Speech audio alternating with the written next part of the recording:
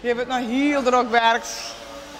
Hele protte mensen hier nog bezig, want er moet inderdaad een hele protte gebeuren waar we morgen hier.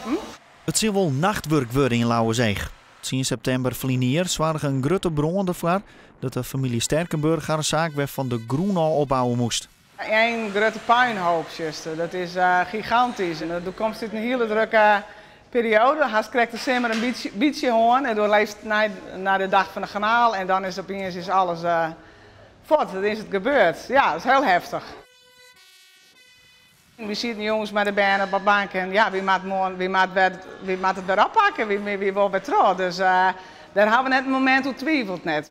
Dus gingen de visverkeerders aan de slag. Maar een scherpe deadline in Holle, want voordat de grote groep toeristen komt in de bouwvak, moest het aanwijzen. Het was een pittige periode. Dit hoe komt die?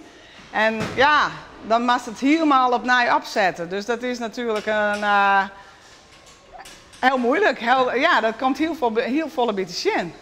Na haast een jaar van plannen en bouwen, kan de vishandelaar eindelijk weer aan de slag met zijn vis.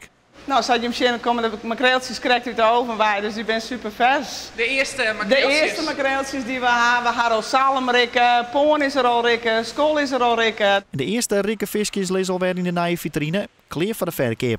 Nou, maar hoop je dat de verkeerders direct klaar van binnen. Het is voor ons echt heel spannend, want we gaan morgen iepen.